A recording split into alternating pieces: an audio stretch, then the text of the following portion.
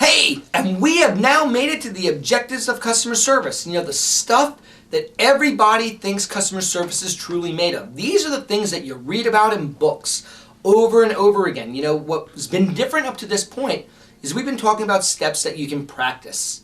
You know, the 5 steps of what? The 12 steps of how. Things that we can work on time after time. But the objectives of customer service, these are the things that we usually ask ourselves if we've achieved. And you know, when I do the objectives, I really need to pull out my grading sheet and look, because the 10 objectives are a little bit more not memorized. I like to look at them and read them. So I want to go through the 10 objectives that we're going to be looking at over the upcoming days and think about this. So the first objective, did you wow the client? You know, very simple. Did we wow them? Did they receive an outstanding impression that they went home to speak about it to their family and friends? Or in the effort of, you know, going for that wow moment, did they receive an outstanding impression time after time? Objective number 2, did you increase the level of customer satisfaction? Objective number 3, did you ensure that the client wants to use us now and into the future?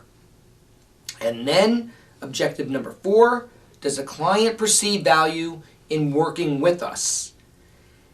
The next objective, do you understand the prospect or client's needs? And that goes back to our ask questions and listen. If you didn't ask questions and listen, how in the world could you ever understand their needs? We'll talk more about that later. And then we go to, did you determine the most appropriate product or service for the client or your teammate based on their needs? So it's the right selection. And then, does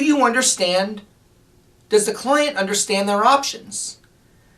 And we move to number 8, which is, does our client or teammate know the various products and services that we offer? And number 9, did you find opportunities to increase value, business opportunities, sales, or the level of customer satisfaction? And then finally, and I talked about this before, in the very beginning of how, when we exuded confidence, can you remember what that was when we exude confidence and what we're looking to build? It's objective number 10. It's trust.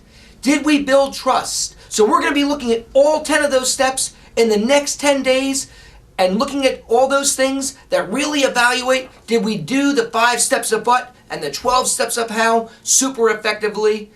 We look at those things and we're going to know if we have that chance for that wow opportunity. So until tomorrow, when we go to step number 1 of the 10 objectives, you have a wow day.